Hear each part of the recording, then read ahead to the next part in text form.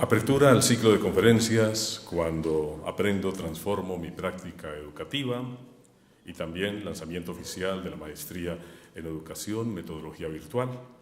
Quiero invitar a este escenario al señor rector de la Universidad Tecnológica de Pereira, doctor Luis Fernando Gaviria Trujillo.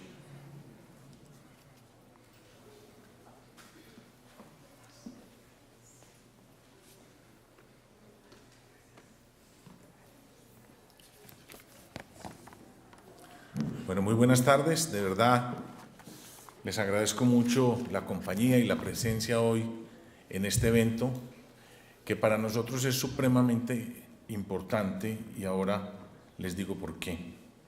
Primero quiero saludar a el vicerrector Jonier Guerrero Erazo, vicerrector académico,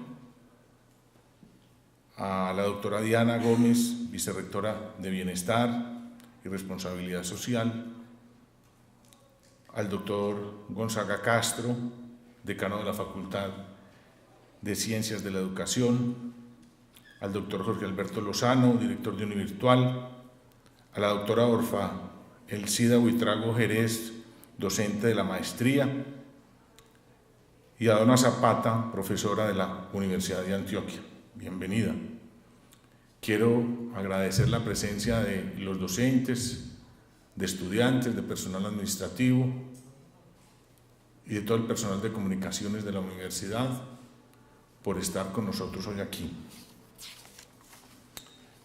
Hoy es un día muy importante, y este es un momento muy especial, porque hoy la universidad abre y son procesos que se van dando. Acaba el presidente de la República de sancionar la estampilla para la Universidad Tecnológica de Pereira. Una estampilla supremamente importante porque recobra el 1% de todos los contratos de la administración que provienen de los contratos del departamento del Risaralda, de los contratos del municipio de Pereira y de demás municipios del departamento.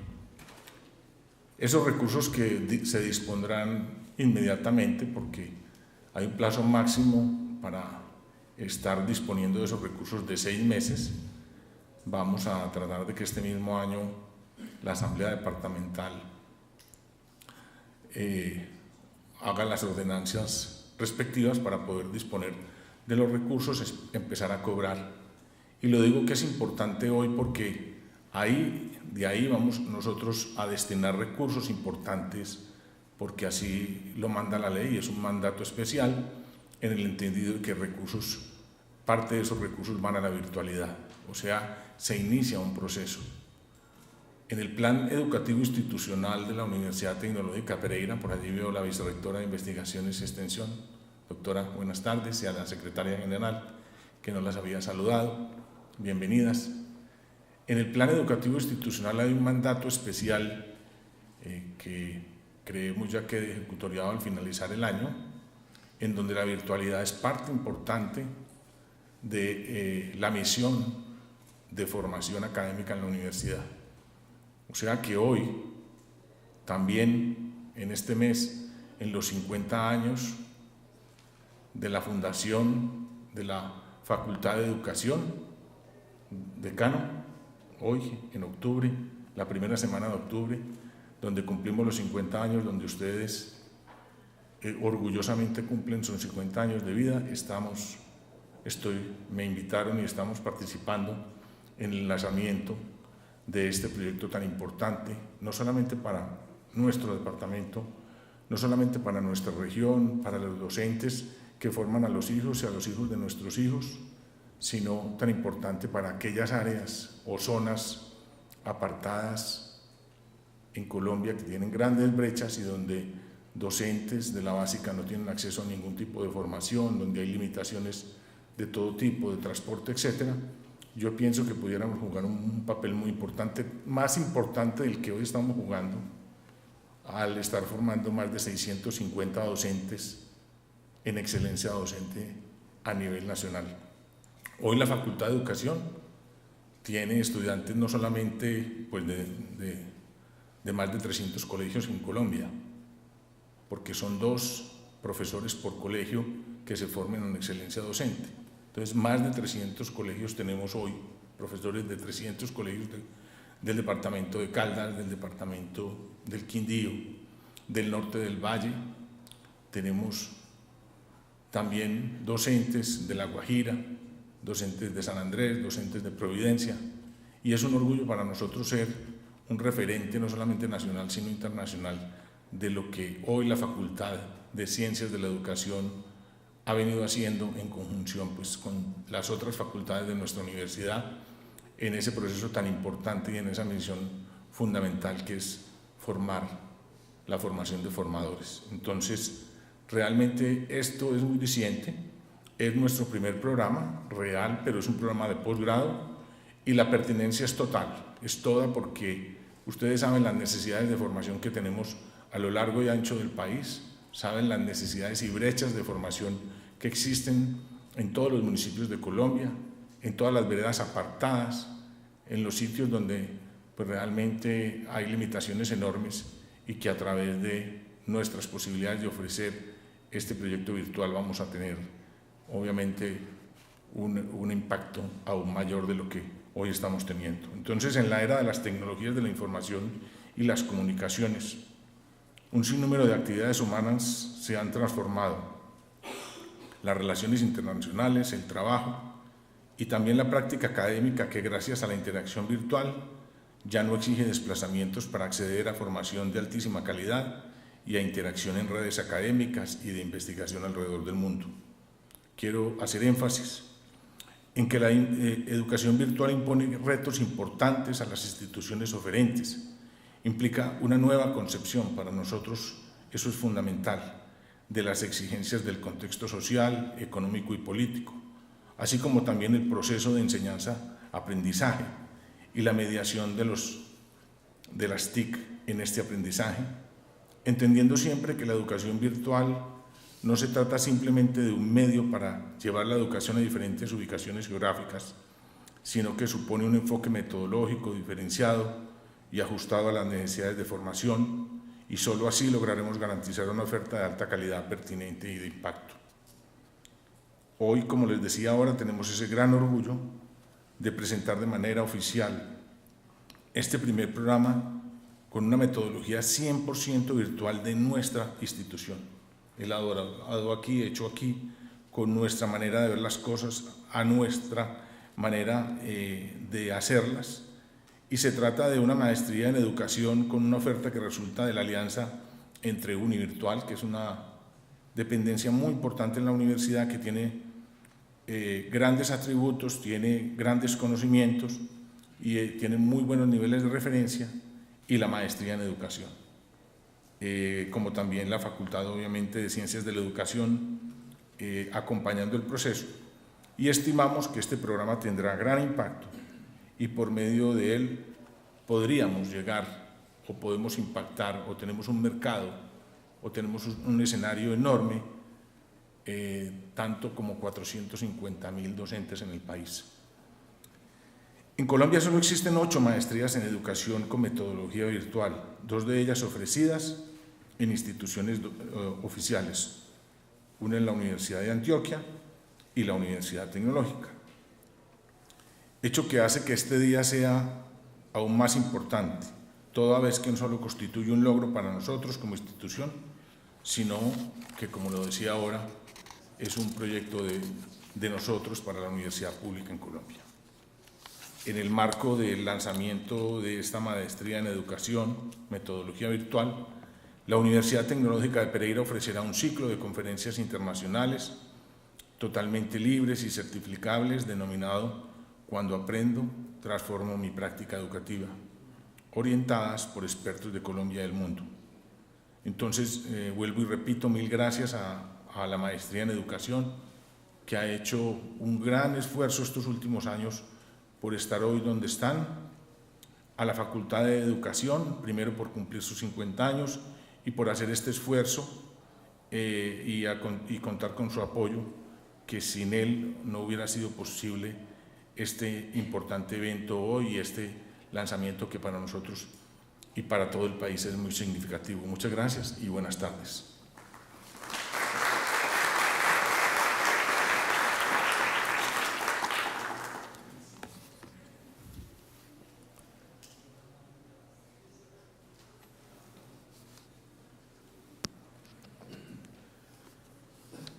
La Universidad Tecnológica de Pereira, como institución acreditada, hace parte de las universidades seleccionadas por el Ministerio de Educación Nacional para operar el programa Becas para la Excelencia Docente, que es una iniciativa del Gobierno Nacional que busca mejorar la calidad de la educación que ofrecen los establecimientos educativos y la práctica pedagógica de sus docentes para el desarrollo de sus competencias básicas de los estudiantes. El programa consiste en otorgar créditos beca condonables en un 100% para programas de maestría en universidades con acreditación de alta calidad del país. La Universidad Tecnológica de Pereira ha preparado este video que vamos a observar a continuación relacionado con el impacto que tiene esta iniciativa de la cual orgullosamente hacemos parte.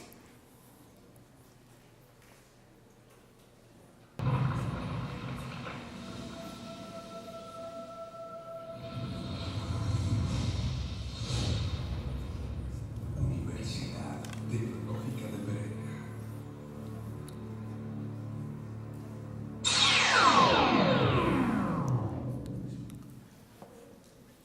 La Universidad Tecnológica de Pereira les da la bienvenida entonces al ciclo de conferencias Cuando aprendo, transformo mi práctica educativa y al lanzamiento oficial que hacemos de manera simultánea de la Maestría en Educación, Metodología Virtual. Quiero invitar a este escenario al señor Jorge Alberto Lozano Valencia, director de Univirtual.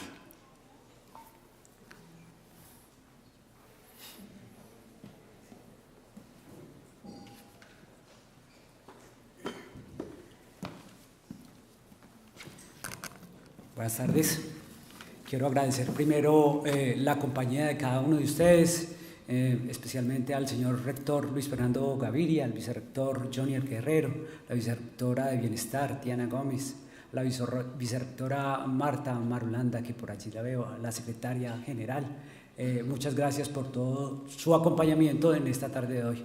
A la profesora Dona Zapata, al profesor Argüello, al decano de la Facultad de Educación y a la profesora Orfa, muchas gracias por acompañarnos esta tarde. A todos ustedes, igualmente, gracias por estar con nosotros en este momento. Abordar la educación como una herramienta de transformación social implica que se dé lugar a miradas amplias, innovadoras y participativas, enriquecidas e interdependientes, donde confluyen conceptos, teorías, estrategias, procedimientos, actitudes y avances de las ciencias que permitan dar respuesta a los retos que el actual mundo globalizado demanda. La evolución de la tecnología y de los medios de comunicación han cambiado las reglas y los equilibrios entre las formas de comunicar y, en consecuencia, las formas de educar. La educación debe transformarse y evolucionar hacia las demandas que exige esta nueva sociedad, ya que corre el riesgo de caer en un anacronismo cultural y social.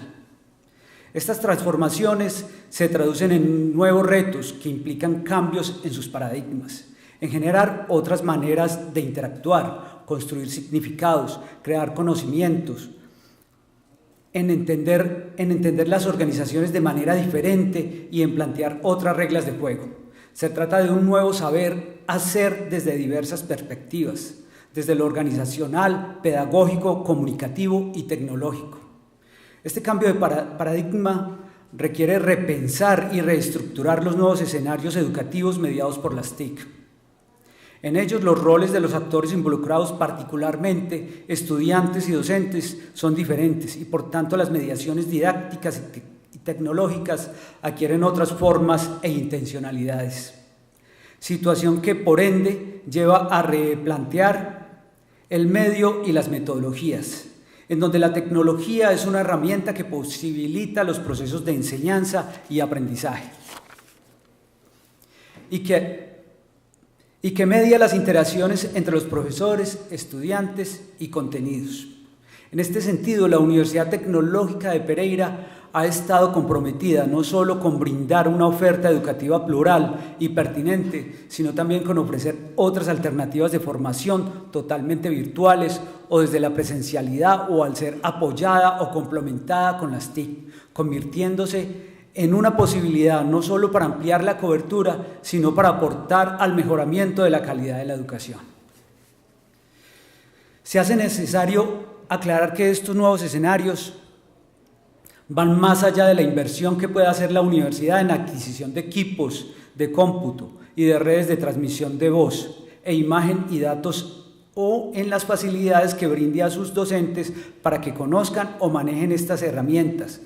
Por el contrario, implica el cambio de paradigma que va más allá del uso procedimental de las TIC, es decir, se piensa en su uso educativo.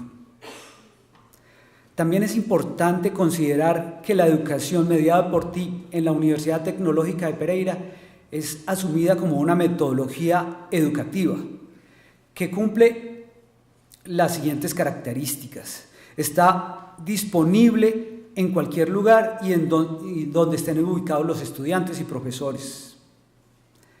Se adapta a los tiempos de los estudiantes. Enfatiza en la autonomía del estudiante y ofrece diversas alternativas sobre ritmo, formatos y profundización de contenidos. Brinda múltiples opciones para el diseño y la utilización de materiales. La maestría en educación es un referente nacional por su compromiso con la excelencia docente, y ahora su nacimiento como una metodología virtual adquiere la posibilidad de convertirse en protagonista del fortalecimiento de la educación en Colombia. La oportunidad de llegar a docentes en gran parte del territorio nacional, haciendo de partícipe de la transformación educativa que requiere nuestro país. Igualmente, es un hito en la historia de la Universidad Tecnológica de Pereira, ya que es nuestro primer programa académico con metodología virtual. Es una evidencia de la apertura de nuestra comunidad a nuevas posibilidades educativas, nuevos diálogos y otras presencias, ya no desde el aula física, sino desde lo digital. La reflexión académica tomó su tiempo, al igual que los ajustes académico-administrativos necesarios para darle vida a este proyecto de transformación educativa.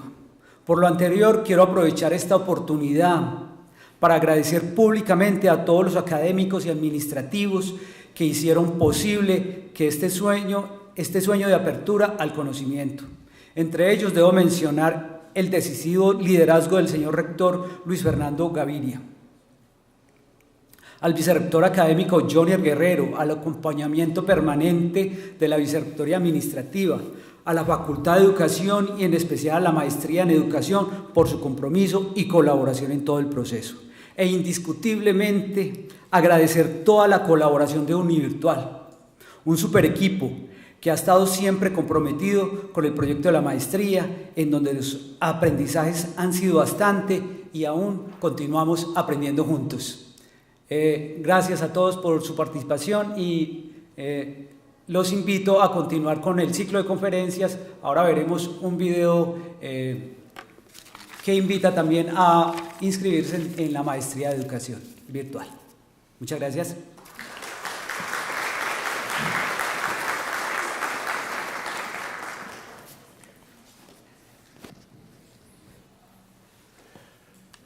Vamos a observar el video relacionado con la plataforma de la maestría en educación y vamos a observar el video que está relacionado con Universidad Tecnológica de Pereira y procesos de alta calidad.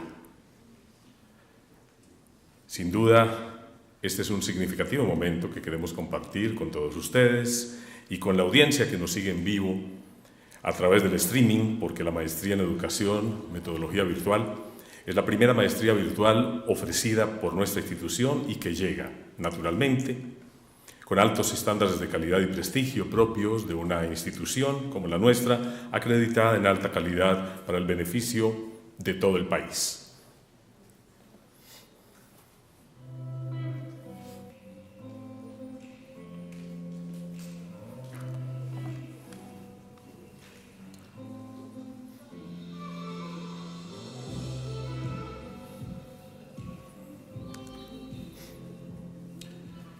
Cuando aprendo, transformo mi práctica educativa.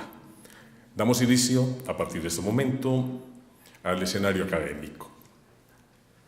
Metodológicamente quiero indicarles que cada conferencia tiene una duración de 30 minutos y al finalizar vamos a abrir un segmento de 10 para resolver inquietudes o preguntas a las personas que van a estar ofreciendo las dos conferencias que se han preparado para hoy. Le pueden hacer a través de unos volantes que el equipo de monitores, quienes están de camisa blanca, les van a entregar. Se van a canalizar al final. El equipo de Univirtual va a hacer la lectura respectiva para resolver las preguntas de cada conferencia. De igual manera, quienes nos acompañan por streaming podrán hacer sus preguntas a través del numeral pregunta, numeral maestría en educación. Vamos a iniciar entonces la primera de dos conferencias con el tema transformación de las prácticas educativas desde los retos que asumen los estudiantes en un posgrado virtual. Nos acompaña enseguida la señora Donna Zapata, magíster en docencia, invitada de la Universidad de Antioquia. Bienvenida.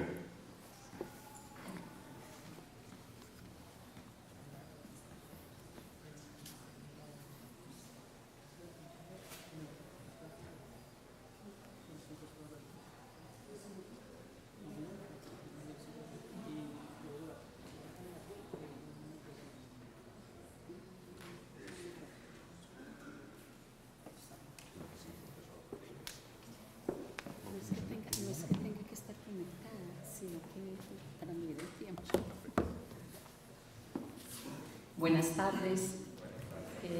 Me encuentro muy feliz en este escenario. Esta universidad me encanta, la conozco hace varios años. Además, están situados en uno de los pedacitos más lindos de Colombia. Luego venir aquí siempre es un placer. Muchas gracias por la invitación. El profe Jorge Alberto me invita a hablar de los retos y la transformación de las prácticas educativas, del doble rol que van a tener los estudiantes de esta maestría, tanto como estudiantes con tecnologías como profesores que van a usar muchas tecnologías. Antes de empezar como mi charla formal, yo les quisiera dar algunos consejitos. Ustedes van a abrir por primera vez una maestría. Esta maestría, sin conocerla a profundidad, va a tener muchas cosas interesantes y va a tener muchas cosas que no están bien, porque es lo normal en un proceso virtual. Entonces, ¿cuál es mi invitación? Que tanto defensores de la maestría como opositores, porque tiene que haber, y es lo normal más en una universidad pública, que haya gente que no cree en la virtualidad, que no cree en este tipo de trabajo, se pongan al servicio de esa maestría y hagan de ella un laboratorio, ¿cierto? Uno como aprende haciendo. Entonces hay que hacer un laboratorio, se tienen que unir en torno a la maestría. Los profesores tenemos esa dificultad de unirnos en torno a lo que ya está hecho. Es muy normal, sucede en mi universidad. Hay un curso de cálculo en la red. Todos los otros profesores buscan quién no tiene bueno el curso de cálculo, pero no es capaz de decir, esta unidad 3 y 4 me gusta y la voy a usar, la 1 me aterra y la voy a hacer yo como a mí me gusta, ¿cierto? Nosotros no nos ponemos en educación al servicio de lo que ya está, y lo que ya está puede tener muchas cosas buenas. Entonces ustedes deberían ponerse todos y hacer de esa maestría un laboratorio, porque con seguridad la van a tener que ir ajustando, porque no sale como debe ser, completamente va a tener cosas. Otra invitación es a que evalúen todo lo que está pasando en la maestría, la actitud de los estudiantes, la respuesta, la manera como trabajan los profesores, la calidad de los materiales, la calidad de la conexión, en mil cosas hay que evaluar ahí, para que vamos aprendiendo a partir de ese laboratorio tan grande que es tener una maestría virtual. Es un reto, en la Antioquia la tenemos, pero es un reto muy grande. Los programas virtuales son un reto.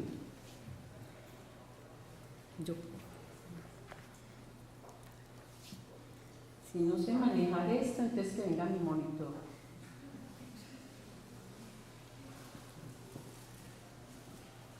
todos son distintos. Bueno, empecemos a hablar de la importancia del profesor de esta maestría, o de la importancia de los profesores en procesos virtuales. Yo diría que el 80% más del éxito de un proyecto de estos está en manos del profesor. Los profesores seguimos siendo tan importantes en la educación virtual como en la educación presencial. Jamás perdemos nuestro rol. Hay que tener claridad con eso, y de nosotros depende mucho el éxito de este proceso. A mí me parece que es un rol un poco más complejo que el que teníamos antes, porque hay muchas exigencias nuevas para un profesor en un entorno virtual, y hay muchas exigencias que la sociedad le está haciendo en este momento a los maestros, que hay que formar en inteligencia emocional, que hay que formar hombres para que sean felices. Entonces nos vamos a ir a un entorno virtual y cómo nos llevamos todos esos nuevos retos que tenemos en la presencialidad.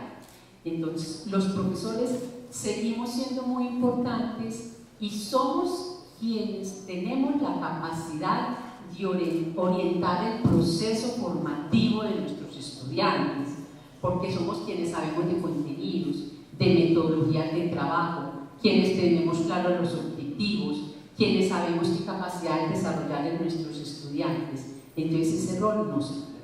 Las metodologías virtuales no desplazan a los profesores ni requieren menos profesores. Yo diría que por el contrario requieren más profesores, porque uno a veces puede atender menos estudiantes en la virtualidad que lo que atiende en la presencialidad. Y no nos podemos dejar aterrar por las habilidades de nuestros jóvenes, porque es una cosa que está sucediendo mucho y con la cual nos echan mucha cantareta a los profesores. Es que la brecha digital, es que los muchachos son de la era digital, es que nacieron conectados, es que son la sociedad Y, la Z, la milenio, no sé qué, y los profesores no somos capaces de enseñarles a ese tipo de muchachos. Ellos tienen características distintas, es cierto, pero nosotros tenemos que saber cuáles son las tan distintas características que tienen a nosotros. Lo primero, viven conectados, es cierto. Lo segundo, tienen una gran habilidad manual que ya no vamos a obtener los que estamos adultos, una habilidad manual fina para manejar estos aparatos. Conocen los estándares de los aparatos que nosotros no conocemos. Para un niño un celular cualquiera es el mismo. Para mí, el mío es el mío y el de él es muy distinto, y si le voy a grabar un contacto a mí me va a dar mucho trabajo. Para un niño es transparente. Esos son unos estándares con lo cual muchos de los que estamos aquí no crecimos, entonces no los tenemos asumidos. Primero, para uno conectar un computador tenía que usar un manual. Yo no crecí con los estándares de la tecnología, eso ahora se hace por colores. Siempre enchufado del mismo color. Entonces el niño asume más fácil esos estándares que nosotros no tenemos. Entonces ahí llevan una gran diferencia. Saben jugar en red y aprender algunas cosas en red. Hasta ahí yo le reconozco, y es producto de la experiencia y de alguna investigación que hicimos en la Universidad de Antioquia. Pero tienen grandes carencias, como todos los estudiantes que nos llegan a la universidad.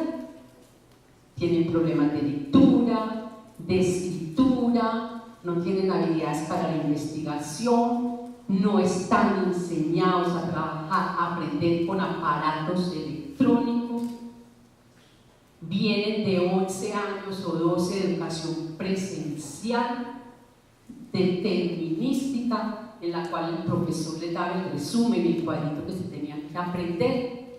Entonces no han movido mucho sus estructuras mentales y no están dispuestos. Inclusive nosotros hemos tenido dificultades, como que no están dispuestos a aprender de una manera diferente. O sea, ellos no llegan preparados para la educación virtual, profesores. Nosotros tuvimos una investigación con muchachitos del primer semestre de Ingeniería de Sistemas, que son más hábiles que los otros. Era un mundo virtual, que es muy atractivo, es un mundo. Y nos equivocamos porque para entrar al mundo virtual había que leer 4 frasecitas. No las leí. Tocó devolvernos a leer con ellos las 4 frasecitas para que pudieran hacer el trabajo que tenían que hacer. Ellos empiezan a ensayar como locos y no leen las instrucciones. Entonces esos muchachos común y corriente. Pero en este momento los papás y los maestros vivimos desesperados por sus habilidades tecnológicas. No van más allá de lo instrumental. Entonces los profesores tenemos que tener en cuenta eso. Cuando yo les voy a cambiar el modelo que traían desde la escuela de 11 años de escuela, se los tengo que vender, que es un modelo donde no va a encontrar todo listo, no es determinístico, no está claro el cuadro que se tiene que aprender, sino que tiene que saber investigar, trabajar en equipo, otro mundo de habilidades que no estaba enseñado a usar y que tiene que desarrollar acá. Entonces hay que venderles también el modelo, hay que prepararlos para un proceso de educación virtual, inclusive siendo estudiantes de una maestría. No estamos aquí, y aunque estén muy jóvenes, no estamos preparados para estudiar de manera virtual. Otro gran trabajo que hay que hacer aquí es la formación del profesor que va a ser de tutor.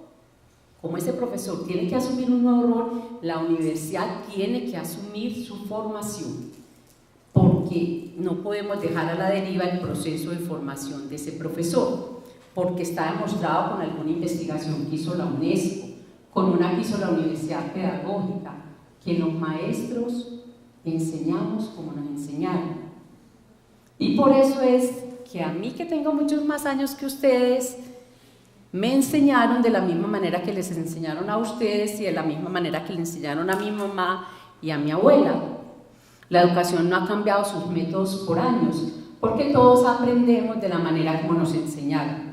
Y recuerde que los profesores universitarios, en su gran mayoría, no estamos formados para ser docentes. Somos ingenieros, médicos, abogados que llegamos a la docencia. Entonces eso hace que más fácilmente se replique ese modelo que viene, que es ancestral.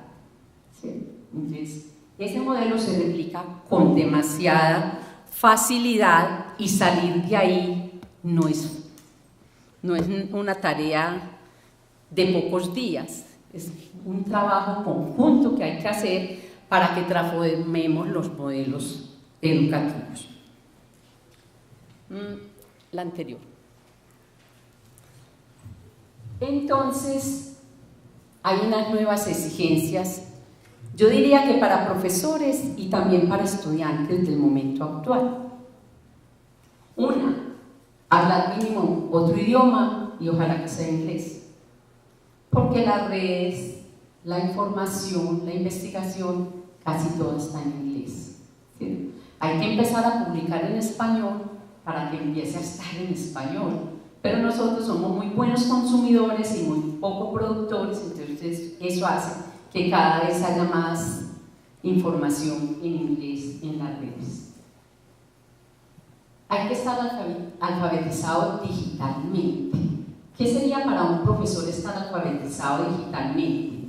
Aprender a comunicarse por medios electrónicos, saber evaluar tecnologías y evaluar software, porque es una tarea que le va a tocar.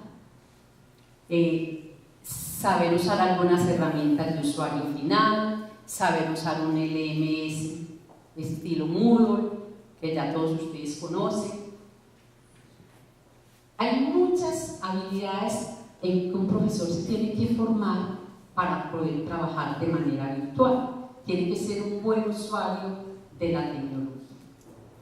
Las tecnologías de por sí no resuelven ninguna dificultad, y menos las dificultades que tiene la educación, que son tan profundas, pero no nos podemos salir de ahí.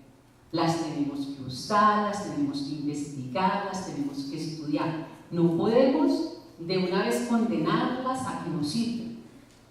Son un medio y hay que tomarlas como un medio, un medio muy potente, un medio muy especial, pero hay que tomarlas como un medio y hay que trabajar con ellas. Entonces hay que tener esas habilidades tecnológicas para poder trabajar, pero una habilidad tecnológica con juicio crítico, ¿cierto? Para saber qué hacer con esas tecnologías en los procesos de educación. Como profesores y como estudiantes tenemos que estar al tanto de las tendencias que hay a nivel mundial. En este momento, ¿cuáles son las tendencias? Lo que se llama el aula invertida, que es un aula donde trabaja más el estudiante que el profesor solo orienta, pero el trabajo lo desarrollan básicamente los estudiantes. El aprendizaje profundo, que es cuando ya se llega a producir y a resolver problemas de la vida cotidiana o de la vida del entorno. La medición de los aprendizajes. Ahora es una gran tendencia a que a la vez que los muchachos estudiando se estén viendo cómo aprenden, porque necesitamos saber qué está cambiando, ¿sí? Ahora hay expresiones muy atrevidas, que los muchachitos son multitarea, no han podido probar que sean multitarea. Lo que han estado tratando algunas universidades y lo que han probado es que cuando uno hace 2 o 3 cosas a la vez, las hace mal hechas. De pronto los niños las hacen con alguna velocidad que nos descrestan, pero todavía no han podido probar que los seres humanos somos multitarea. Nosotros hacemos una sola cosa por vez, ¿cierto? Y para hacerla bien hecha tiene que ser así. Entonces hay una expectativa con estas tecnologías de que van a haber nuevas conexiones neuronales y que los muchachos van a ser multitarea. Es posible, pero por ahora nadie ha probado eso. Y hay muchos discursos que se empiezan a basar en eso, que es una hipótesis aún, de que eso transforma el cerebro. Sigue siendo una hipótesis. Hay una gran exigencia, profesores, y es el trabajo colaborativo. Y para eso nosotros somos muy malitos. Ahí tenemos una gran carencia que hay que resolver rápidamente. Nosotros nos queda muy difícil trabajar en equipo. Mire el problema en no sé si aquí lo tienen, ¿cuántos estudiantes quieren hacer su tesis doctoral, su tesis de maestría solos? Porque prefieren hacerlo solos. Y la vida nos muestra que no es fácil hacer trabajo independiente. Antes uno podía hacer, por ejemplo, software educativo solo. Ahora no, si no tengo un diseñador gráfico, un ingeniero, un comunicador, no sale el software porque ya tiene otras exigencias. Entonces la vida nos está mostrando que trabajar de manera individual casi ninguna profesión lo puede hacer ya, o diríamos que ninguna. Entonces hay que aprender desde la universidad, desde la escuela, a trabajar de manera colaborativa. Hay que tener autonomía con el conocimiento, que es una cosa muy difícil y yo creo que a veces ni los profesores ni los estudiantes lo logramos. No puede estar la responsabilidad de nuestro aprendizaje en un ser externo, así sea el profesor. Yo como estudiante, yo como profesor tengo que ser autónomo para aprender. Y no me puedo limitar nada más a los pensiones escolares, hay que aprender mucho más de lo que hay ahí, hay que desarrollar capacidades más allá de las que me están exigiendo en la universidad. Y hay que tener y formar estudiantes en capacidad investigativa, porque si estas tecnologías no nos sirven para eso, para fomentar un poco más la investigación, porque las tecnologías permiten plantear hipótesis, tratar de probarlas, devolvernos, no es el tiempo de antes, que para uno hacer una gráfica, para uno ver qué pasaba con una gráfica, la tenía que dibujar, por ejemplo.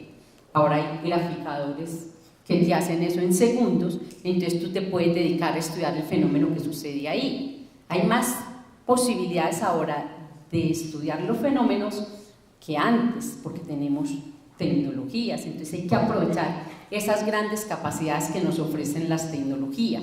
Ese es el boom, unas tecnologías que nos ofrecen unas cosas que no teníamos antes y que ahora vamos a poder utilizar al servicio de la educación. Esa es la gran ganancia para mí que tienen las tecnologías. No, me falta una. Resumiendo, porque ya hasta que me pitan, algunas prácticas educativas tienen que cambiar con las tecnologías. Miremos solo algunas: las actividades de aprendizaje y las actividades evaluativas.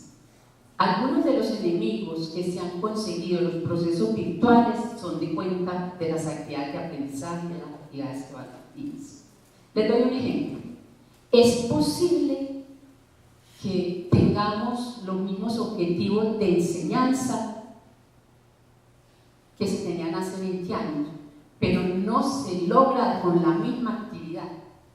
Y es ahí donde las tecnologías, en vez de servir, hacen mal daño. Porque los padres de familia dicen que esos muchachitos no hacen sino copiar y pegar. ¿Culpa de quién? De la tarea que puso el maestro. Entonces terminan copiando y pegando y el maestro revisando quién pegó más bonito, ¿cierto? Porque es lo que termina de revisar. Y les voy a dar unos ejemplos. En este momento, aquí debe haber profesores de español y literatura, necesitamos que un estudiante, como el que hace 20 años, como el que hace 40, 60, lea con sentido, lea y entienda. Por ejemplo, si va a leer una obra literaria, que sepa quién es el personaje principal, el secundario, cuál es el drama que hay ahí, cómo se resuelve. Es igual, es lo mismo que necesitamos, que estamos buscando desde hace muchos años, pero la tarea no puede ser la misma. Yo no sé cómo se colocará esa tarea, porque si yo le digo, identifique personaje principal, secundario, drama, no sé qué, eso está en internet, de cualquier obra, en cualquier idioma. Entonces, ese objetivo hay que lograrlo, pero de una manera distinta, con otro tipo de tarea. Cuando yo era niña, que hace muchos años, a uno le decían, traiga una composición sobre la caña de azúcar. ¿Qué significaba esa tarea? Yo vivo en Envigado toda la vida. Solo habían 2 bibliotecas, la de mi colegio y la del municipio. Ir a la biblioteca, leer sobre la caña de azúcar en equipo, porque no había libros para todos. Cada quien resumir lo que leyeron y hacer el dibujito de la caña de azúcar. Eso era una tarea de primero, segundo de escuela para que los niños mejoráramos la capacidad de lectura y de escritura. Completamente válida en su época. ¿Quién no valida esa obra? ¿Un resumen de la caña de azúcar? No. Eso no desarrollaría la habilidad, porque el niño va a internet con caña de azúcar, señala y pega. Hay que poner otra tarea, no sé. Diferencias entre la caña de azúcar y el café, no sé qué, que no esté en internet de esa manera. Entonces, mire, ahí, si cambiamos esas actividades de aprendizaje y evaluativas, estaremos transformando la educación. Y esto es lo que ha desacreditado la educación virtual, que no significa nada para un muchacho hacer la tarea porque está hecha en internet o hacer una actividad de aprendizaje. Entonces no aprende. Entonces ahí hay que trabajarle mucho al profesor para que aprenda a plantear actividades nuevas con nuevas herramientas, ¿sí? Así el objetivo educativo sea igual. Los contenidos también, ustedes saben que los contenidos son una disculpa para uno enseñar algunas cosas. Entonces, en esta vida tan moderna los contenidos no pueden ser los mismos. Entonces hay que revisar desde mi área de saber qué contenidos siguen teniendo vigencia y cuáles no. ¿Es importante enseñar a manejar una calculadora? Creo que no. Algunos no la conocieron, una tabla de logaritmos. No, ya no se necesita. Entonces hay que revisar los contenidos. Y hay una cosa que a mí me parece muy grandiosa, es en la producción de contenidos. Los que hemos trabajado con estas cuestiones de multimedia, nos hemos dado cuenta que la producción de contenidos ha tenido un viraje grandísimo. Primero, producir contenidos solo eran válidos calidad televisión. Entonces, hacer un video educativo de media hora, de una hora, costaba Hace 15 años, 60 millones de pesos. Ahora el énfasis no está, aunque hay mucha gente de los medios, el énfasis no está puesto tanto en la calidad del contenido, como sí en para qué sirve el contenido. Les doy un ejemplo. Antes solo era posible hacer videos para televisión y había que mover todo un equipo para cualquier video, y esos videos se siguen utilizando y siguen siendo válidos, y nuestra televisión los sigue produciendo y no tenemos nada contra esos videos. Pero ahora en la escuela, en el aula, nos sirve un videito hecho con un celular de un niño, porque lo que importa es lo que transmite, la actividad didáctica que se puede hacer con ello y lo que se puede aprender de ahí. Entonces el énfasis pasó de la producción a lo didáctico y pedagógico que tenga el contenido. ¿Me hago entender?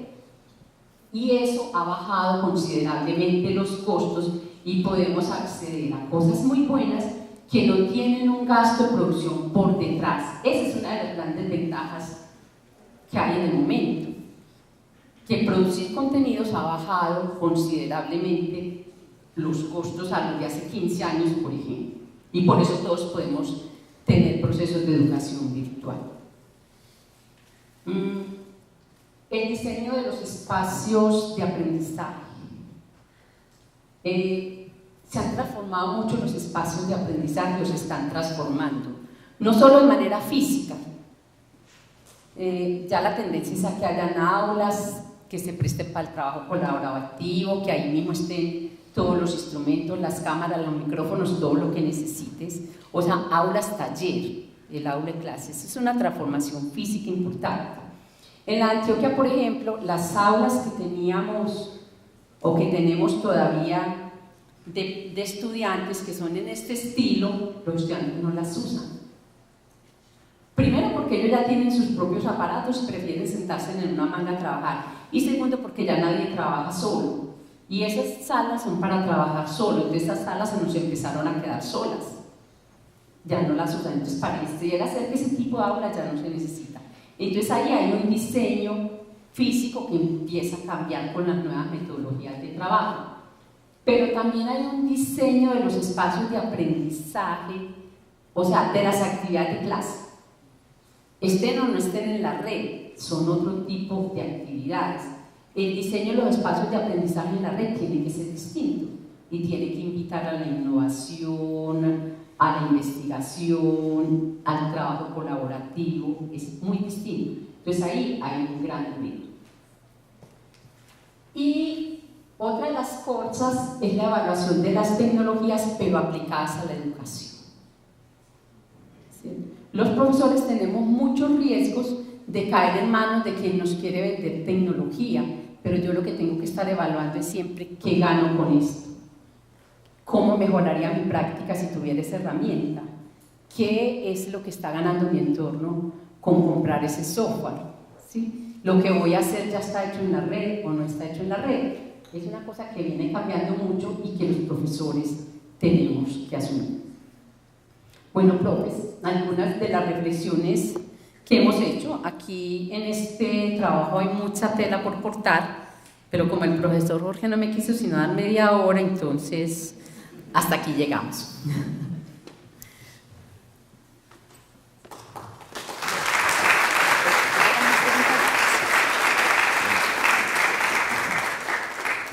Gracias a la profesora por acompañarnos en esta primera conferencia con la cual abrimos el ciclo. El equipo de Univirtual está pendiente, creo que Diana, para recoger las preguntas. Diana nos va a hacer la lectura de cada una de ellas y vamos a resolver las preguntas, las inquietudes o a escuchar los comentarios a propósito de la presentación de Donna Zapata, magíster en docencia, invitada de la Universidad de Antioquia. También vamos a resolver las preguntas que han hecho las personas que están conectadas al streaming y abrimos así este espacio. Nos preparamos también para la segunda conferencia, que será en minutos y que nos va a permitir entonces hacer el inicio a través de esas dos conferencias. Yo creo que mientras escribe Diana podemos utilizar este micrófono para que las personas que lo quieran hacer oralmente formulen algunas preguntas. Te lo voy a pasar a algunos de los chicos de logística, por favor, para que algunas personas formulen su pregunta. Sí, le pasas a Diana si ella me ayuda leyendo y llevemos el micrófono para que algunos lo hagan oralmente. Podemos abrir este para que la profesora conteste por aquí las inquietudes. Podemos ir avanzando, Diana, con algunas preguntas. Profesora, adelante. Bueno, profesora, aquí está Diana. una pregunta que tenemos es, ¿cómo cree que la curación de contenidos influye en la docencia virtual? ¿La qué? La curación de contenidos.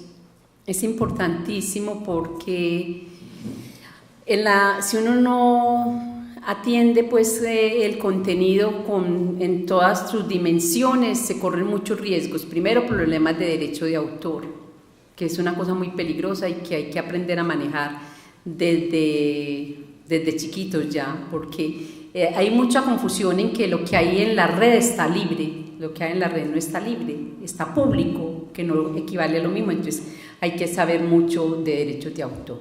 Segundo, hay que trabajar los contenidos para que de verdad sean propuestas, a partir de ellos haya propuestas didácticas y de aprendizaje interesantes, porque si no se nos vuelve una fotocopiadora el entorno virtual, ¿cierto? Entonces los contenidos sí necesitan y ameritan un tratamiento que apenas estamos aprendiendo a hacer, pienso yo. Y hay que llevar siempre esos contenidos hacia la investigación y la innovación. Si no nos sirven para investigar, solo para leer y resumir, ya ese no es el objetivo de un contenido.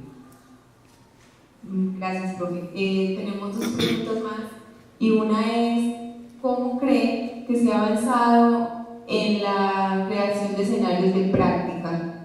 ¿O qué tanto se ha avanzado en la creación de escenarios de práctica? Pero ¿me estás hablando de práctica en general o de la práctica educativa? ¿De qué me estás hablando? De la práctica educativa y más en modalidad virtual, por lo que entiendo la pregunta. A ver, yo considero que ese es uno de los temas de pronto en los que más problemas tenemos, el resolver el problema de la práctica en los entornos virtuales. Por ejemplo, las universidades que tienen otro tipo de programas como veterinaria, como ingeniería agrícola, como algo de esos, han tenido un gran atranque en esa resolución de la práctica con los estudiantes. La práctica educativa está concebida como ir al aula de manera presencial. Esa es como la definición que tenemos las facultades de educación. Yo creería que ahí hay que hacer un trabajo grande para reconsiderar ese trabajo y poderlo hacer también a través de la red, ¿cierto? Hay programas, inclusive que nosotros hemos hecho en la Antioquia muy lindos para niños, de escritura, de lectura, a través de sitios web, a través de los blogs, de estas herramientas que hay ahora de comunicación. Yo creo que sí es más fácil en educación definir entornos de práctica, porque las prácticas de nosotros son generalmente con estudiantes de menor edad. Entonces yo creo que es fácil resolverlo. De pronto esa es una de las áreas que le queda más fácil, a la ingeniería le queda más difícil. No tengo, ya. Otra pregunta es, ¿cómo implementar procesos de intervención en el aula que estén alineados con los criterios del MEC, pero que sean mucho más significativos? Yo confío en la educación virtual. Y yo creo que todo lo que hay en este momento que el Ministerio nos está exigiendo es fácil de hacerlo a través de la educación virtual. Lo que yo sí creo es que eso exige un proceso grande de formación de profesores para que podamos aprender a trabajar de una manera distinta y para que podamos diseñar esos entornos. Pero las exigencias del Ministerio de Educación en este momento, ninguno estarían por fuera de una propuesta virtual, porque es un desarrollo de capacidades y un mejoramiento de competencias, en lo mismo que hemos trabajado toda la vida, en formar un hombre que se adapte a este medio, que aprenda algunas habilidades básicas, Entonces no está muy distante lo que venimos haciendo y un entorno virtual aguanta ese tipo de planeación. Gracias, profe. Ya para finalizar esta pregunta, ¿cómo se da el trabajo colaborativo en la virtualidad? No es tan difícil. Lo que pasa es que a veces los profesores tampoco lo sabemos orientar, pero el trabajo virtual tiene la ventaja de que hay muchas herramientas que fomentan el trabajo colaborativo, ¿cierto? La construcción de un wiki, el solo poner un documento en un drive, el poder particionar las investigaciones en determinados tópicos, y esas herramientas nos ayudan, las de comunicación, el poder armar una videoconferencia con personas que están distantes. Yo creo que es mucho más fácil que en la presencialidad. Inclusive los muchachos de modelos presenciales lo que hacen para hacer trabajo colaborativo es coger estas herramientas tecnológicas y montar ahí sus proyectos y sus trabajos. Yo creo que es una de las grandes ventajas de la virtualidad, el poder hacer trabajo colaborativo sin tener que estar sincrónicamente en el mismo lugar. Esa es una fortaleza que tenemos ahí con esas herramientas. Hay muchísimas que se pueden usar. Gracias. Gracias a ti. Muchas gracias, profesora, por abrir esta serie de conferencias que son una provocación para que ustedes participen de este proceso que se inicia desde hoy en la Universidad Tecnológica de Pereira, la maestra Donna Zapata, magíster en docencia, invitada por la Universidad de Antioquia. Le reiteramos, maestra, el agradecimiento que haya compartido con nosotros este escenario, que nos haya hablado desde la experiencia, pero también desde ese ejercicio académico en la Universidad de Antioquia. Es una muestra relevante y significativa de lo que es este nuevo compromiso que adquiere hoy la universidad, una cantidad de cuestionamientos, pero que seguramente son los que van a construir esta nueva realidad. Vamos a abrir el escenario para nuestra segunda conferencia, que tiene la misma metodología. Si alguien necesita o quiere formular preguntas, le solicita a los jovencitos que están de camisa blanca, que son de la logística de Univirtual, el papelito para que lo tengan preparado y hagamos también una sesión de preguntas. Entenderán ustedes que muchas de las preguntas coinciden. Lo que hace Diana con su grupo es tratar de integrarlas en una sola, porque a veces los objetivos son similares. Segunda conferencia. La universidad virtual y digital, más que una educación a distancia, es una nueva presencia. Quiero invitar a nuestro profesor, magíster en literatura, Rodrigo Argüello, quien va a conducirla enseguida.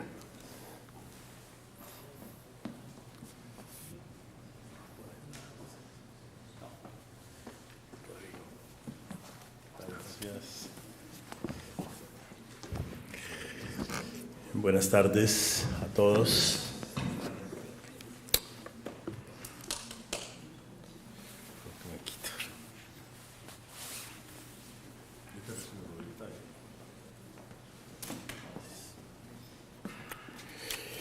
Bueno, pues gracias a Univirtual, especialmente a Jorge por la invitación.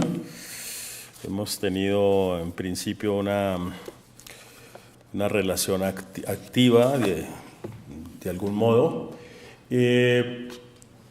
A mí me gusta siempre iniciar con comentarles desde dónde hablo, ¿no? y quién soy en relación con este tema, que me llama mucho la atención.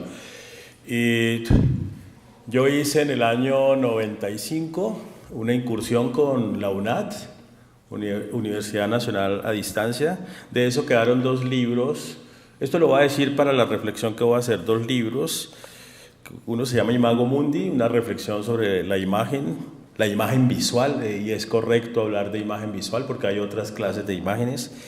Y yo creo que el primer libro que se escribe en Colombia, que se llama Estética y Comunicación. Estos libros están. Y estoy contando esta circunstancia porque en efecto, y eso también es como una complementariedad a la exposición de la profesora Donna, era muy particular la idea de que yo era escritor y asesoraba algunas cosas, pero no era profesor, digamos, activo de las evaluaciones que llegaban. Y lo estoy comentando porque las evaluaciones que llegaban era por Servientrega, no estoy haciendo publicidad, no era por Deprisa, era por Servientregas. Y estaban sometidas al condicionamiento de todos los problemas del ELN y la FARC, ¿cierto? Es decir, que quemaran el carro y todas esas cosas. Y quemaran las evaluaciones, imagínense eso, ¿sí? Estas anécdotas no son gratuitas, ¿por qué? Porque mire ya dónde vamos con las tecnologías. Es decir, eso ya no es posible, sería absurdo, ¿cierto? El libro sí es posible, porque la reflexión que quiero hacer también de entrada es que el libro es yo creo que la primera en una alta modernidad, una de las primeras tecnologías de la información y las comunicaciones. Y de eso casi no se habla tampoco. Es el producto de una tecnología que es la imprenta de Gutenberg, ¿no? Y es que se puede masificar la información y el conocimiento y obviamente el saber. Por tanto, el libro está allí y es importantísimo. Otra cosa que quiero decir antes de hablar de la charla y desarrollar en el poco tiempo que tenemos es a un señor que creo que hay que desempolvar, que se llama Iván Illich. Son varios tomos, yo lo he traído porque vale la pena, por favor, las premoniciones de él en un capitulillo. Es fascinante leerse a Iván Illich, yo lo recomiendo muchísimo. En los años 70 ya plantea una serie de cosas importantes. Dice: la escuela en el mundo de la electrónica, y mire lo que está diciendo él, ¿no? Mire lo que dice. Para el año 2000, estamos hablando de 1976, el proceso de educación formal habrá cambiado tanto en las naciones ricas como en las pobres. Las escuelas cesarán de dividir las vidas humanas en dos partes: la edad escolar para los discriminados por su inmadurez y la edad madura para los titulados por la escuela. Lo que se entiende hoy en día por asistir a clases será entonces muy seguramente algo obsoleto. Mire lo que está diciendo él en el 75, ya un tanto McLuhan con su famoso libro de tumbar los muros y ese tipo de cosas también anunciaba algo de eso. Ahora, yo no sé si eso obviamente todavía no ha ocurrido y no sé todavía con todas estas cantidad de tecnologías si eso va a ocurrir. Lo que sí estoy seguro es que Iván Illich creo que está anunciando un proceso que en este momento lo podemos discutir, que es interesante, que es lo que se llama la educación inversa. Él mismo habla de una inversión en la educación. Y yo sí creo que Iván Illich en todo este primer tomo está reflexionando sobre la desescolarización. Y es bien interesante y es una escritura además fascinante la de Iván Illich. Yo los invito a que lo revisen. Es un tipo para mí premonitorio, importante, un tanto anarquista, pero tiene experiencias muy importantes. Yo creo que los chicos hackers, los chicos que están con tutoriales, yo creo que ellos sí han implementado, sin necesidad de hablar de univirtual, una educación virtual. Ellos están chateando a las 4 de la tarde y 5 y en muchos casos están compartiendo tareas y discutiendo temas del colegio. Creo que eso es una virtud y es algo muy importante para la actualidad. Yo creo que ellos ya lo están haciendo. Cuando se habla de educación inversa, es una especie de utopía que ya ciertas instituciones tienen, que el estudiante no vaya en 8 días a la universidad y a la escuela, trabajan en la casa con sus amigos, tienen tutoriales y se encuentran a los 8 días a discutir sobre esos temas. Y les comento que esos muchachitos entran por una cantidad de autopistas de información y de conocimiento y tutoriales que realmente no lo brinda la universidad presencial. Yo creo que por ahí voy a rondar un poco sobre la charla. Yo tengo que saltar porque la tenía larga, pero me toca ir cortando. Dice: indudablemente que aspirar a la educación virtual y digital no es aspirar a una distancia, sino a una nueva presencia. Si tenemos en cuenta que virtual, en estricto sentido, es posibilidad, y digital, más que una matematización, es una estetización del aprendizaje. ¿Qué quiero decir? Que lo virtual no nace con los nuevos aparatos, sino en el sentido de Lesiano y en el sentido de Pierre Levy. Realmente virtualidad es posibilidad. Por tanto, tenemos que pensar en todas las posibilidades. El libro ya era virtual, la palabra en sí misma ya es virtual, porque finalmente nos habla de unas presencias de cosas que están en ausencia. No hay nada más virtual que un libro, no hay nada más virtual que la palabra. Podemos hablar de tristeza, y la tristeza ¿dónde está? ¿Cómo la ubicamos concretamente? La palabra es virtual, el lenguaje es virtual, los libros son virtuales, por tanto no hay nada más virtual que un libro. En ese sentido creo que hay que darle una buena definición en origen también a lo que es la virtualidad y a lo que es lo digital. Lo digital, cuando hablo de la matematización, estoy tratando de decir que lo digital no solamente el 000110001, toda esa cosa matemática, sino que también digitus quiere decir dedos, digitus quiere decir cuerpo, por tanto también tiene que ver con una aistesis. Aistesis quiere decir percepción y sentidos, por tanto tenemos que aspirar definitivamente, que es mi reflexión hoy sobre la educación en sí misma y en qué medida las tecnologías ayudan, potencian la educación, y en qué medida esos temas que aparentemente pueden ser tradicionales y viejos y que son fundamentales son potencializados por estos medios. Creo que eso es importante al hablar se habla muy poco de estética y educación, y para mí es fundamental. Uno de los grandes problemas para mí de la educación es despreciar la estética. La estética es aistesis, es sentidos. Sentir, es sentimiento, es conmoción, es intersubjetividad. La estética es fundamental, y ahí yo creo que los medios son fundamentales, o los nuevos aparatos. Todo este embrollo nos interroga sobre tres dimensiones que son importantes y tienen sentido en la educación. Por ahora yo pongo tres, yo tengo más, pero quiero desarrollar seguramente tres. La primera es la dimensión del conocimiento y el saber. La segunda tiene que ver con la dimensión de la sociabilidad y la conectividad. ¿Cómo será eso justamente a propósito de los medios? Y la tercera es una dimensión ético-política. Yo creo que la educación en parte no se puede salir de esas tres, o tienen como plataforma esas tres dimensiones, entre otras. Y si yo no educo, si el conocimiento, si no trato de transformar sujetos individuales y colectivos a partir del conocimiento, a partir de la información, el conocimiento, para llegar al saber, pues ¿de qué educación estamos hablando?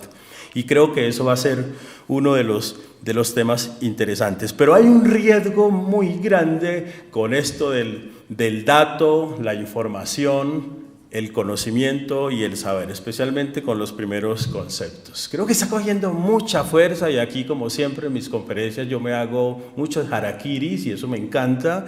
Es la idea de que está cogiendo mucha fuerza el Big Data, el tema otra vez de la matematización, el tema del dato en sí mismo. Dato quiere decir lo ya dado. Entonces yo creo que la educación, el dato es importante, lo ya dado, yo no desprecio la información, es fundamental, pero está cogiendo otra vez mucha fuerza el 1.0, es decir, la información por la información como poder, y sobre todo la información como un instrumento para el mercadeo. Sí, y eso creo que es importante, no estoy hablando mal de eso, pero yo estoy atacando son los privilegios. Por tanto, lo interesante aquí es pensar sobre cómo pasar del dato, de la información, al conocimiento, y cómo pasar del conocimiento al saber. Creo que ese sigue siendo un reto fundamental en la educación, y cualquier propuesta que tenga que ver con lo virtual tiene que atenderla con mucho cuidado, porque podemos incurrir en dos riesgos fundamentales: volver al conductismo y hacerle mucho juego al dato por el dato y a la memoria, y entonces no habré dicho nada hoy en la conferencia. Eso es muy importante. Dice, para la primera, dice hasta aquí, porque es que Postman había hablado de qué tipo de epistemología traen los medios, ¿cierto? Las tecnologías. Cuando hablamos de epistemología no es la palabra aquella, sino qué tipo de saber, qué tipo de conocimiento, qué tipo de información traen los medios. Es una polémica que viene desde Platón hasta la actualidad, si la imagen tiene conocimiento, si es la palabra lo fundamental, todo ese tipo de cosas que Derrida ha criticado muy bien, y es el hecho de que se ha privilegiado para el saber y el conocimiento el logocentrismo. Es decir, el lenguaje, comillas, lingüístico, cuando realmente hay otros lenguajes que también ayudan al conocimiento, y creo que ahí también las TIC son fundamentales. Es decir, yo hablaría de la visualización del conocimiento como un elemento fundamental también, que es uno de los nuevos aportes claves también para el tema de de esta primera dimensión que en la educación sigue siendo fundamental. Si la pongo de primera no es porque sea la más importante, sino por un orden que yo caprichosamente le he dado. Dice, hasta aquí una epistemología de las tecnologías interrogaba por la verdad, su relación con el saber, ¿cierto? Aún Postman hablaba de sabiduría y de verdad tal como lo hacía Sócrates y Platón. El conocimiento, dice Sartoris, que está rebajado en un libro nefasto para mí que se llama el Homo Videns, donde él dice que la televisión y los medios han puerilizado a la gente, que la han vuelto imbécil y todo ese tipo de cosas. Realmente en estricto sentido Sartori se equivoca, la imagen es importante también para el conocimiento.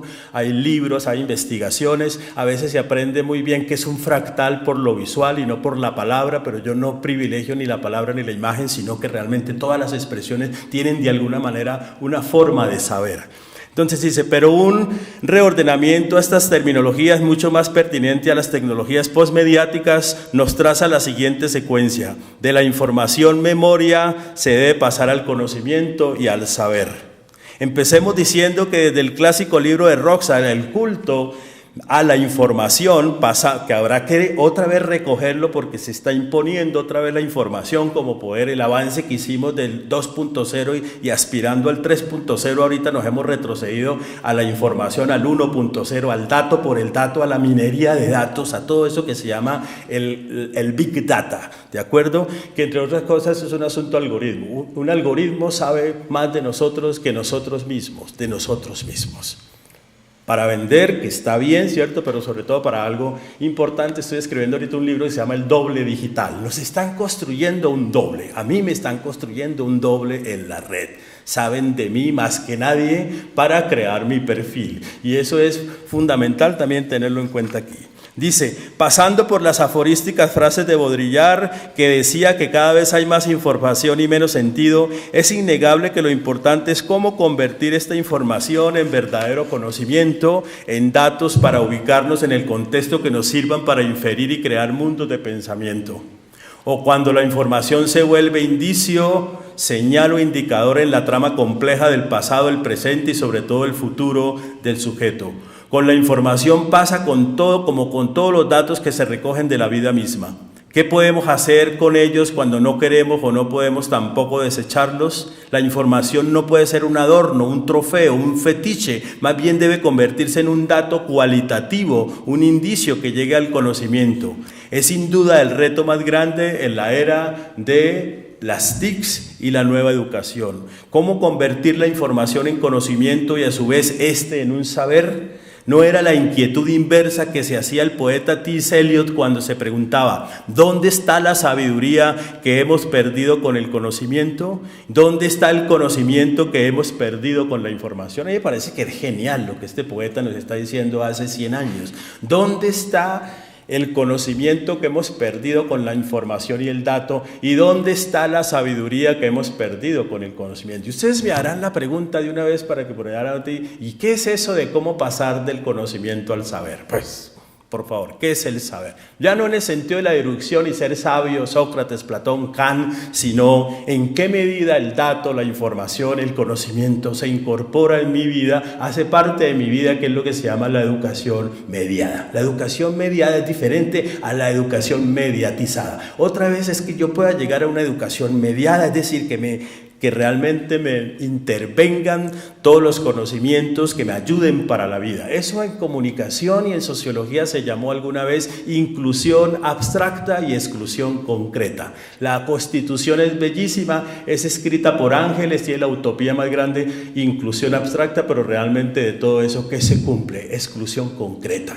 Lo que existe es inclusión abstracta y lo que se da es exclusión concreta. Que todo lo que yo diga hoy acá no me sirva para nada, ¿cierto? Que todo lo que yo aprenda en un libro, en una novela o en un libro de ética, de Rawls o lo que sea, o que se me llenen los cachetes con Foucault de vigilar y castigar, pero a la hora de la verdad soy un nazi, ¿cierto? Y soy déspota, pues realmente es inclusión concreta. Que hablemos de antirracismo, pero en el fondo yo sea racista, es exclusión concreta, porque lo que se da todo el tiempo es la exclusión abstracta. Yo creo que para mí es el gran tema de la educación que es difícil de agarrar. ¿En qué medida Lo que decimos, lo que pensamos y lo que sentimos realmente lo ponemos en la vida misma, para mi vida, para vivir en comunidad. Me gusta mucho el logo, no me he dado cuenta, de Juntos, ¿no? Que Sene acaba de sacar un libro sobre Juntos, cómo aprender juntos. Me parece que la idea de Turain de cómo vivir juntos y la idea de cómo convivir es uno de los temas fundamentales aquí. Es un tema finalmente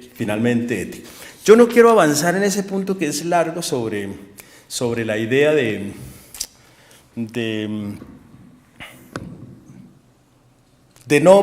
ojalá no caer en ese riesgo, que no es un tema de univirtual ni es un tema de las TIC, es un tema social actual de la educación en general, ¿de acuerdo?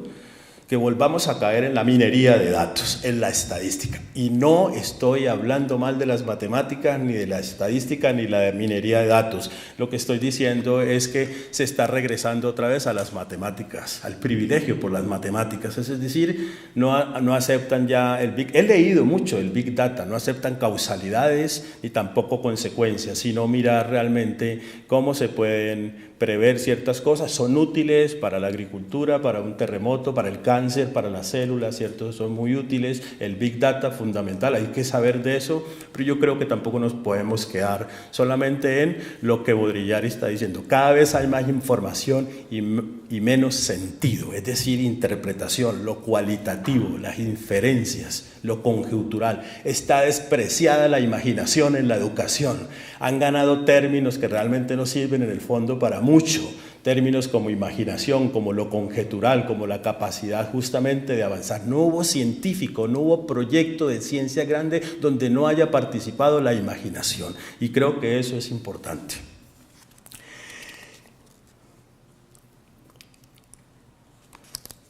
Dice, es evidente que si el afectus en un nivel estético, pero finalmente comunicación es afectos, algo que nos afecta, algo que nos interviene, algo que finalmente nos conmueve, ¿cierto? Yo sí creo que en ese sentido, permítanme, porque de pronto no la puedo desarrollar, ampliar un poco más lo de la dimensión estética, y es en qué medida estos aparatos traen nuevos formatos, nuevas imágenes, nuevos relatos, combinatorias de lenguajes, para que, por ejemplo, el conocimiento y para lo ético-político sea fundamental.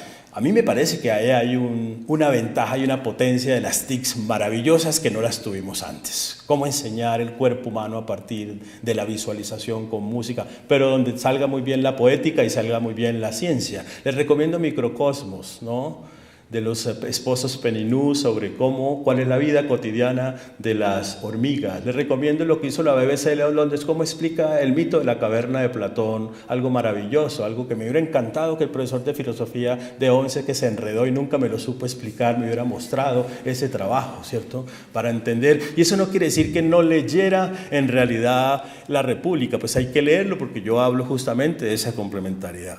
Dice, es evidente que si el afectus, la sensibilidad, la plasticidad y semántica especial de la estética, de los símbolos y las metáforas de las TICs, es que aquí se invirtió el aforismo de McLuhan que decía que el medio es el mensaje.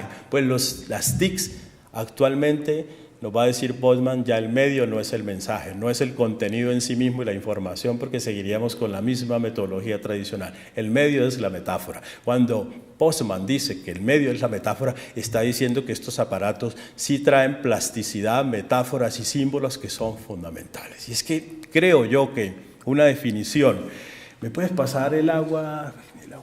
Una definición importante de la estética de los medios es la idea de que definitivamente nos pueden brindar una serie de perspectivas que hacen que nos conmovamos como no lo habíamos hecho nunca, ¿cierto? En el sentido de que los medios, parece una cosa tonta, lo definen finalmente, es que están alimentados de lenguajes humanos. Y esa ecuación a mí me encanta, y es que, ¿qué serían los aparatos sin lenguajes humanos? ¿Qué serían los celulares que ustedes tienen ahí sin lenguajes humanos? No serían absolutamente nada, Servirían para un museo, para descalabrar a alguien o para alguna cosa, pero nada. Esos aparatos están alimentados por palabras, oralidad, música, cruces de todas las expresiones humanas. Pero la ecuación que he desarrollado en mis libros es que también esas plataformas, esas tecnologías en sí mismos, esos instrumentos han intervenido en los lenguajes, también los han modificado, también les han dado plasticidad, les dan una nueva circulación.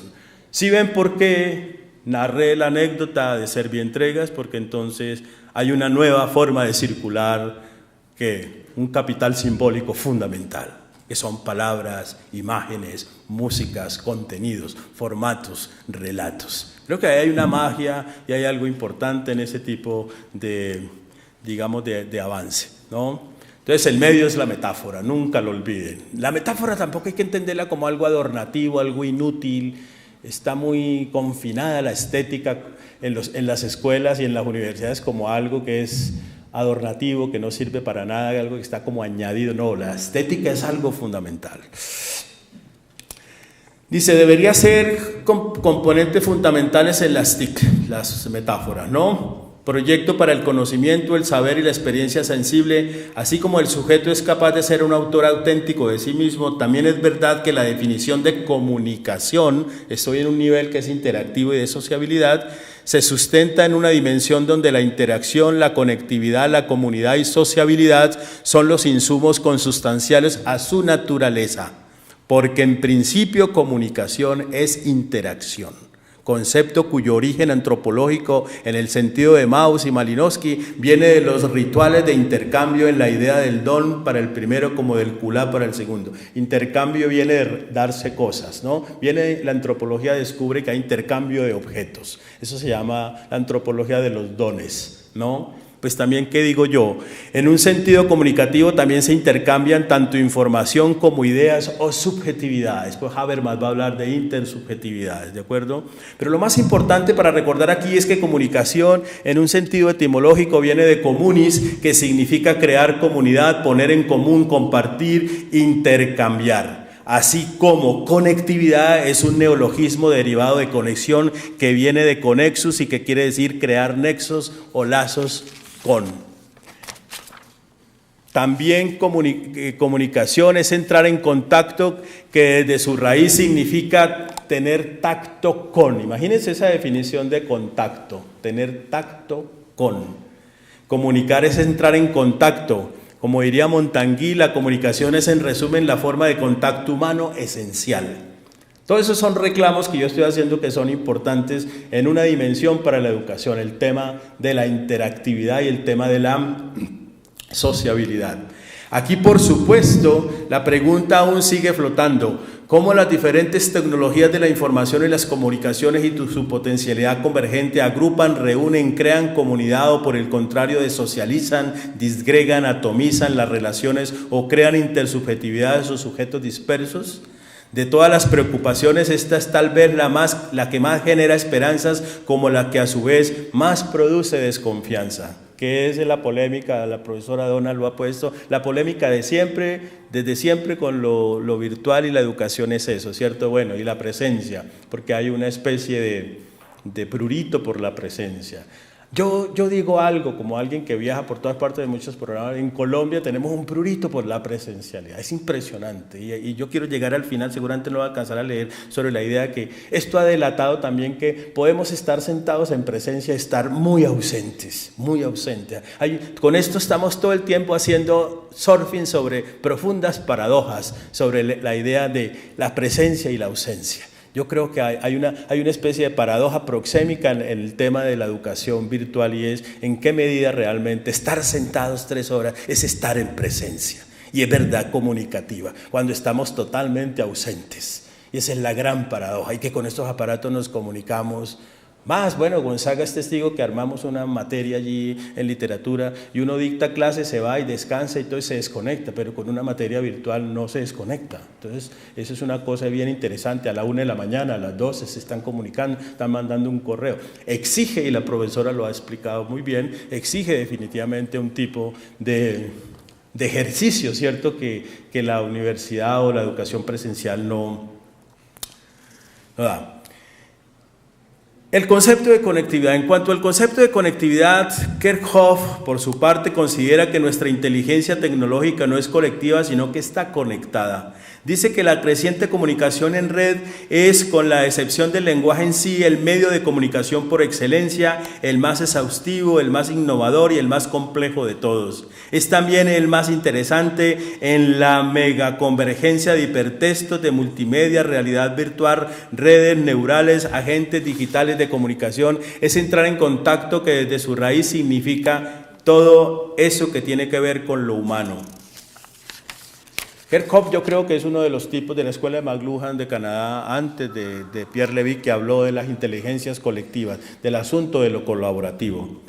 Dice él, ¿no? Incluso la vida artificial, cada medio está combinado con partes diferentes de nuestras vidas, pero la red cambia todo eso y todo a la vez. Internet nos da acceso a un entorno total, casi orgánico, de millones de inteligencias humanas perpetuamente trabajando en algo y en todo con una relevancia potencial para cualquiera y para todos. Como individuos o como especie, dice, empezamos a ver por un lado nuestros cuerpos y nuestras mentes y por el otro las conexiones con el planeta. Los nuevos saberes también se contribuyen justamente a la par de esa conectividad. Pero si bien estos conceptos son pertinentes y pertenecen a un ambiente comunicativo, mediático, computacional, también es cierto que es un conjunto de palabras, metáforas que ofrecen el ambiente desde donde se inician promesas de una utopía. ¿Cuáles son las promesas? Por favor, aquí hago un análisis casi semiótico, retórico de los medios. Palabras como Windows, los ordenadores son nuestras ventanas en este mundo, dice Shirley Turkle, lo dice Kerckhoff, lo decían ya los comunicadores. Navegar y explorar. Qué interesante, ¿no? Windows, MySpace, Explorer. A mí el verbo explorar me sigue pareciendo un verbo extraordinario. ¿Qué es la exploración? Yo recuerdo en la biblioteca de referencia de la Nacional, nos dejaban entrar a ver los libros y en aras de buscar un libro me encontraba con otro libro. Me parece que el computador ha servido para explorar. Me parece que el verbo explorar es un verbo para rescatar, pero no el verbo en sí mismo, la acción y la experiencia de exploración. Y miren todo lo que está prometiendo. Nuevas autopistas de la información, charlar, chat, vínculos, link. Link es vínculo, ¿no? Enlace, conectividad, internet o red de redes, Facebook, Carelibro, MySpace. Quizás aquí la definición de Betettín y Colombo al definir la interactividad como la imitación de la interacción por parte de una máquina o un sistema mecánico o electrónico tenga mucho de sentido. O sea, ¿qué promete el computador? Promete lo que seguramente en una presencia o en una realidad empírica ya no tenemos. Ventanas al mundo, exploración, ¿sí? Vidas paralelas, ¿cierto? Otra vez, tiene que ver con la idea del sucedáneo, pero me parece que está bien, porque vuelvo e insisto, la experiencia que hay con los chicos, de que nosotros somos a veces muy crueles, que se lo pasan con el pulgar allí. Por favor, ellos están en interacción y están en conexión con sus amigos, con su gente. Ellos están hablando de la clase de esta tarde, también están hablando de otro tipo de cosas, ¿sí? Bien, quiero...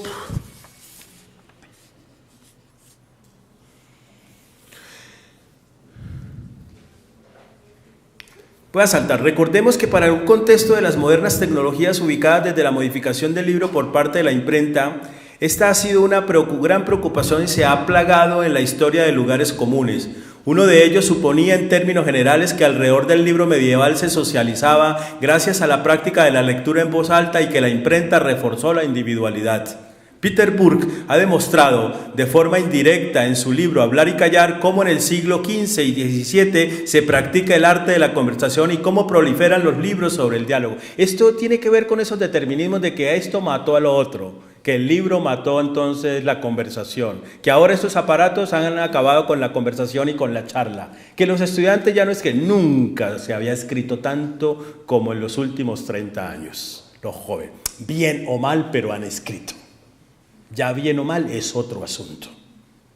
Por tanto, cuando aparece el libro, también qué curioso, en el siglo XVII aparece el diálogo, aparecen libros sobre el diálogo, aparecen las conversaciones, Siempre se leerá un texto y sobre él se conversará. Y ahora con la red mucho más. A mí me parece que ese tipo de polémicas que hay en la red son interesantes a nivel de educación. Me parece que en línea discutir con ellos, yo lo he hecho con argentinos, con otra gente, y que discuten sobre conceptos, sobre un texto, eso es valiosísimo, algo que me parece que se puede sacudir para lo que ella también reclamaba sobre en qué medida se lee el texto bien o no. Pues ahí se puede discutir en caliente, como si yo hiciera, los que son alumnos míos saben, yo todos mis exámenes son orales, que me llama la atención ese face to face, pero ¿por qué no hacerlo también en línea? Y es que este es un aspecto fundamental, puesto que con la aparición de los primeros medios de comunicación se resolvió el problema del tiempo y del espacio. ¿Qué traen los medios a propósito de la anécdota? Pues acabó con la tiranía de la distancia. Yo creo que esa es una ventaja formidable, ¿sí? La tiranía de la distancia sí era un gran inconveniente, hoy no la tenemos. ¿Por qué no justamente aprovechar ese tipo de cosas?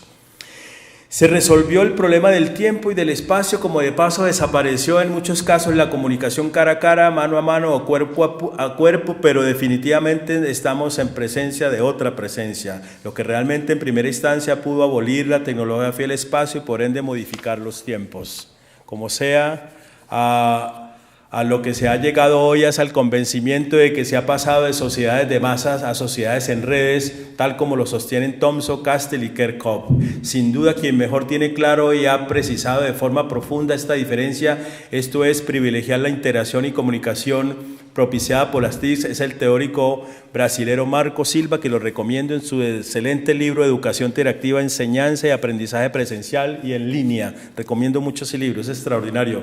Creo que las posibilidades de sociabilidad de las TICs para la educación virtual se hacen notables y rescatables en la medida en que estamos en presencia de un mundo donde lo presencial tiene las más graves crisis de espacio público y social, donde la presencialidad tradicional es la más invisible de las prácticas educativas, donde el estudiante, el niño y el joven le hacen zapping al padre, al profesor o al diseño curricular tradicional, donde el profesor se queja de la desatención y la falta de participación y no se ha dado cuenta de que él mismo ha practicado la desatención y su única participación ha sido querer desempeñar el rol protagonista con su verticalidad. Pero como lo he dicho muchas veces, no se trata de crear una nueva educación a distancia, sino de crear una nueva presencia, ya que en una sociedad como la describe Bauman, donde impera la racionalidad líquida, donde se ve la opresión en los compromisos duraderos, pues ellos despiertan la sospecha de una dependencia paralizante en un mundo donde ya no implica cercanía física, pero la cercanía física ya no determina la proximidad. Creo que la comunicación prometida y comprometida a partir de las TICs tendrá sentido si se rescata la profundidad de su sentido original, es decir, que comunicarse sea entrar en contacto de manera profunda con, así sea consigo mismo. Allí es donde aparecen los verdaderos sentidos de la alteridad, de solidaridad y sensibilidad, pues entrar en contacto con, está con mayúscula el prefijo otro, es sentir con profundidad al otro. Para mí comunicación es percibir y sentir con profundidad al otro. Puedo tener también todos los aparatos y estar solo. De ahí que la raíz de comunicación esté emparentada fuertemente con conceptos como el verbo compartir, que viene de kun, y partir, distribuir, repartir, es decir, dividir algo con alguien. Que esté relacionado con términos como compañía, que tiene su raíz en kun y panis, que quiere decir compartir el pan con alguien. De ahí que compasión venga de kun y pati, que significa sufrir o padecer con alguien. Que conmiseración sea el sentimiento de pena y consideración que se tiene por la desgracia o el sufrimiento ajeno. Que conmover viene de moverse con, que cooperar viene de kun y operar y trabajar con alguien, es decir, que cooperar es trabajar conjuntamente, al igual que colaborar quiere decir laborar con. Hoy, cuando se habla tanto de lo colaborativo a propósito de las TIC, que prójimo venga de próximos, que significa proximidad. Lo que le da a prójimo un significado interesante, pues indica que hay que tener al otro muy cerca, o lo que es mejor, hay que tener siempre en cuenta al otro, no importa la distancia que nos separe. De ahí que una de las etimologías de comprender signifique percibir al otro en la mente y de forma permanente. En un sentido pragmático y ontológico, todo esto tendrá sentido si en el contacto, en la conexión, en la red, siempre haya respuesta tanto del uno hacia el otro, ya que puede ocurrir que con la magia de lo virtual se pueda omitir, obliterar o hacer más invisible a los demás. Y digo ontológica porque en la verdadera comunicación la respuesta no es la respuesta puramente pragmática o de efecto conductista. Como sujeto seré importante en el otro, para el otro y sobre todo con el otro. Mi seguridad ontológica depende de la relación conmigo mismo y con los demás.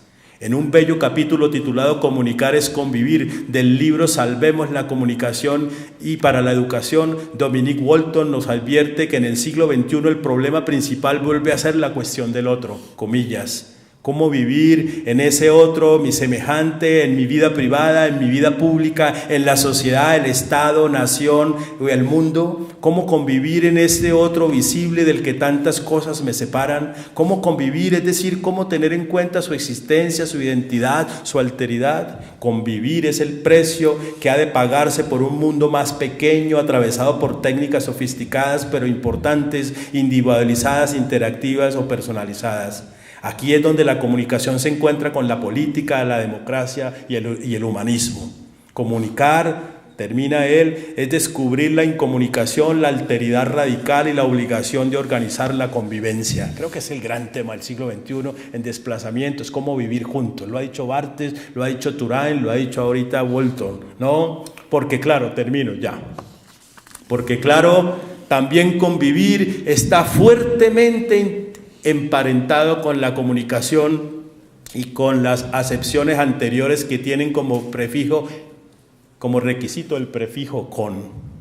Es probable entonces que estemos a portas de que el verdadero conocimiento que se construya con el otro se confíe más las dudas, las incertidumbres y los deseos con. Creo en el fondo también, para terminar, que lo que delató o puso en evidencia las nuevas prácticas de interacción a través de las TICs es el hecho de que la práctica presencial se ha vuelto la más invisible, unilateral, la menos dialógica o conversacional y, según todo lo anterior, la menos comunicacional.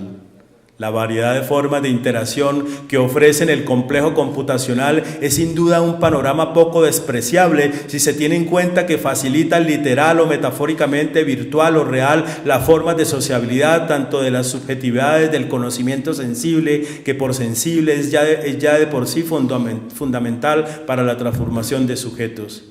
Pero es también ese encuentro virtual o real donde, y esto ya no hay diferencias, encuentro, reafirmo o reinvento mi identidad. Porque estamos de acuerdo, el encuentro con el otro a través de un computador ya no es un acto neutro, transparente o inocente. Es un modo de ser, de estar, que puede servir para transformar nuestras nuevas formas de subjetividad y, por tanto, de la educación. Bien, gracias. Yo tenía otros, pero lo voy a dejar ahí. Gracias.